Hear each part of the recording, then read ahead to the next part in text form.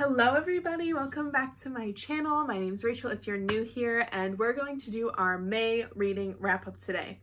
Now, sorry, my cat's being psychotic. I had a sorry, she's like on the ring light. I had a TBR of 10 books. I will put them all down here.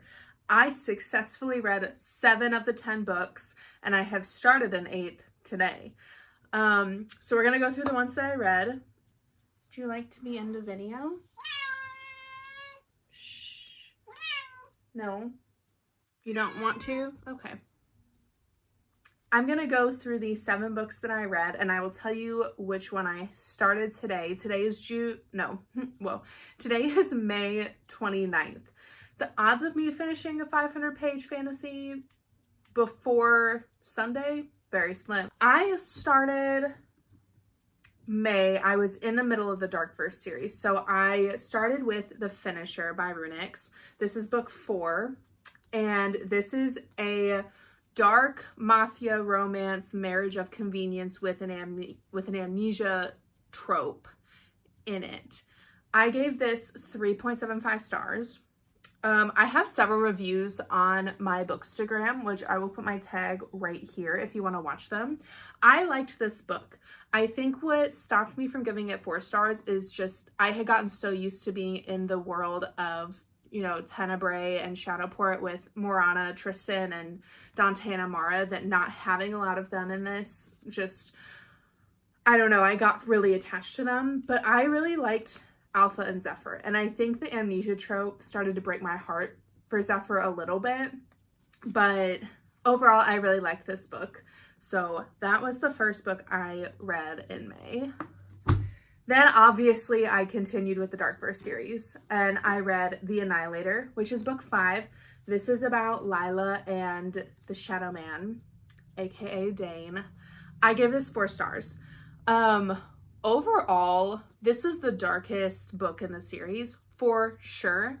Subject matter wise, there is nothing depicted in detail about anything that happens to any of these characters, but there is, you know, it talks about a lot of heavy topics, especially in this book. I liked this one a lot. It starts to really tie up the loose ends, because then the 3rd book I read in May, if you couldn't guess, was The Syndicator, which is the last book in the Dark Verse series. If you can't tell, she's tabbed decently for how thick she is. You get all 8 POVs in this, and that was interesting to navigate because it did still feel like an extension of Lila and Dane's story, just with everybody else finally involved. And I like that we got answers. I was so happy to have my babies Tristan and Morana back. Oh, Tristan Kate is in my top 5 book boyfriends. Yeah? Okay. Thank you so much. I loved all of the couples in this book. All of the couples' relationships, you could tell, were just so, like, everyone has dark shit that happened to them, but the relationships are just so beautiful, and they never back out on one another. Like, they're all going through shit, and they're like, I'm with you. And I love that. Like, this whole series, this 6-book series, there was never a 3rd act breakup. I think I gave this 4 stars, I think. I don't remember. It was like 4.5 stars. The Dark Verse series is a 5-star series for me. It's definitely up there in my top series list.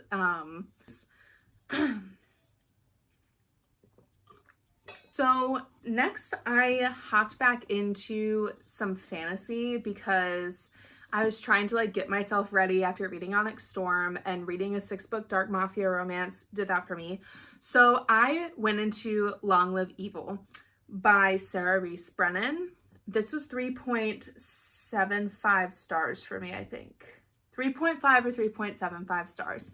This, I went in pretty blind, had no idea really what it was about except for the blurb on the back. This is a portal fantasy, and this was my first portal fantasy, and I actually decently liked it.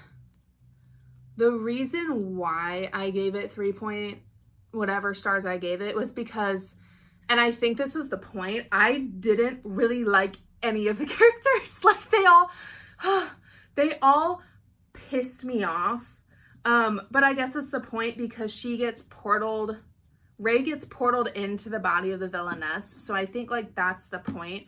I did like the Cobra. He was funny. He was like the comedic relief. I enjoyed him. Was it Marius? Yeah. Marius constantly talking about his vow every 2 seconds in his more POV chapters. I was over it. I said, I get it. You made a vow. Maybe, again, he was reminding himself, but I didn't need it. I'm aware. And it just irritated me. I did start to guess the plot twist that happened, but then I got confused, and then it was right. And I was like, oh, okay. This is slated to have a book 2. I might read it. I'm not sure. But, like, this was campy, and it was fun, and it was, like, a nice, you know, dip back into fantasy because I'm still thinking about Xaden and Violet, and I needed something not, like, emotionally devastating, and this was that for me. So that was Long Live Evil. Guys, I don't even know how to talk about the next one. Oh my god. No, because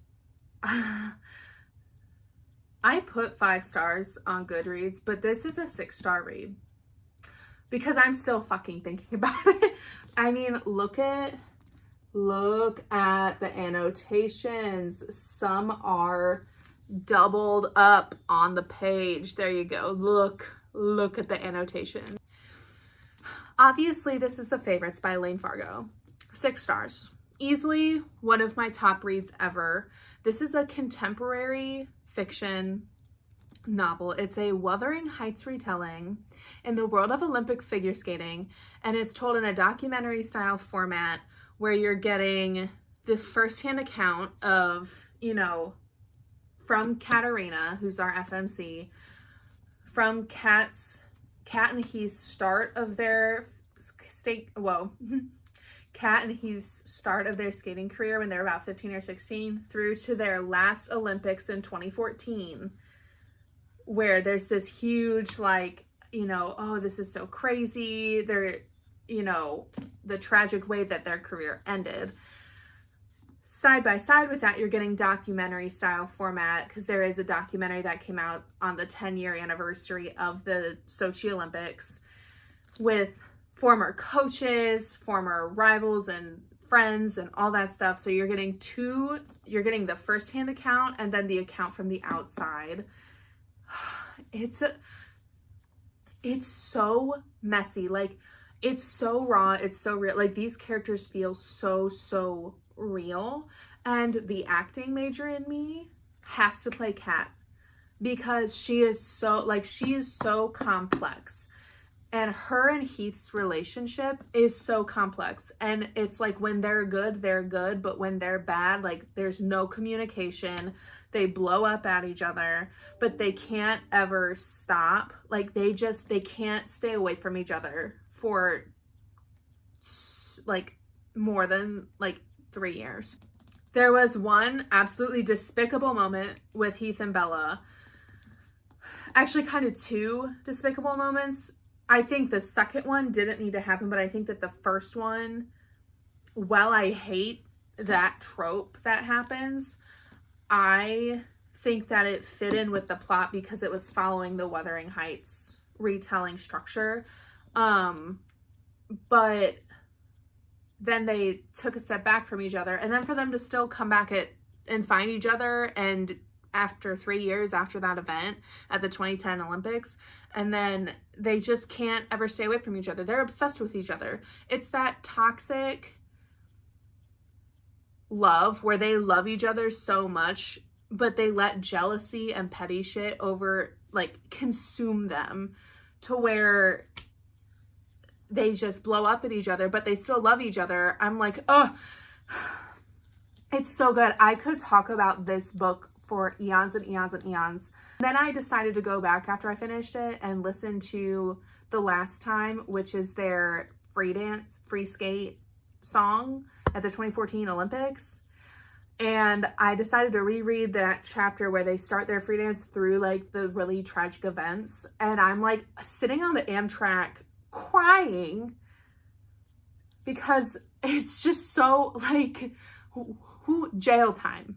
Oh, 6 stars. It's so good. Let's move on because I could talk about this the whole rest of the time. All right. So after the emotional destruction that was the favorites, I decided I needed something a little fluffy. So I picked up Heartless by Elsie Silver. 5 stars for Daddy Cade. 5 stars for Daddy Cade and Willa and Luke, and honestly all of them. I was so happy to be back in Chestnut Springs. I was so happy to be back with the Eaton family. The Summer and Rhett crumbs in here I was eating up because I loved them. But I love Cade and Willa, I think, a little bit more. Mostly Cade. The mouth on this man is actually insane. I was sitting at the lake, giggling and kicking my feet, sitting like this. Because, what do you mean? Some of the things that came out of his mouth were insane. But like, in the best way. I loved Luke. Normally, kids in books are like a hit or a miss for me. Luke was a hit. He is so funny and so sweet. And him and Cade and Willa together was just like everything I was needing. And also too with this, there wasn't even really, I would say, a third act breakup. They just took a step back for a second to make sure that they wanted what was happening, and then they came back together a few days later. Then I read Passion Project by London Sperry. This was 3.75 stars for me. This is my, April book of the month. So where do I start? This was my first contemporary romance book, like truly contemporary. It's in New York City. We're following Bennett Taylor, who is, she is depressed, she's anxious, and she's still grieving after like, I think 2 or 3-ish years. She's still grieving the death of her ex-boyfriend, Sam. And she then meets Henry, our MMC, and he's like, well, let me help you find a passion. So they start spending all this time together. It's friends to lovers. And I think, oh, hello. I think the way that London wrote the mental health aspects of this book was beautifully done. She shows like, because everyone in this book is carrying some kind of grief, some kind of baggage with them. And I love how multifaceted she shows how, not everyone's going to cope the same way, and how easy it is when you're in the depressive stage of grief, like Bennett is, where you're punishing yourself, how consuming that can feel. And I thought it was written beautifully. The 80% mark, though, pissed me off, because Bennett, she tells him, I'm ready. He's like, you don't have to be ready to, be my girlfriend. And she's like, no, I'm ready. And you see her whole inner monologue about how she's ready. And then for about 4 chapters, it's all about how she's like, oh, I want to be with Henry, but and then she says all these things to him. It's truly kind of despicable. Henry never forced her into anything. And at least though, she did put thought into how she was going to win him back, which I really did appreciate. But I just got so mad because that third act breakup, it was despicable. And it made me so angry. Yeah. And then I started reading the Book of Azrael by Amber V. Nicole. I'm quite literally 1% in, maybe 2%. So we're going to see how that goes. But yeah, that's my May reading wrap up. I hope you guys enjoyed. Be on the lookout for my June TBR, which should be coming the video after this, or it's the video before. We're going to see. So yeah. Don't forget to subscribe, follow me on my Bookstagram, and comment below if you've read any of these books and if you have anything you're looking forward to for your June TBR, or what you read in May that was your favorite. All right, bye guys.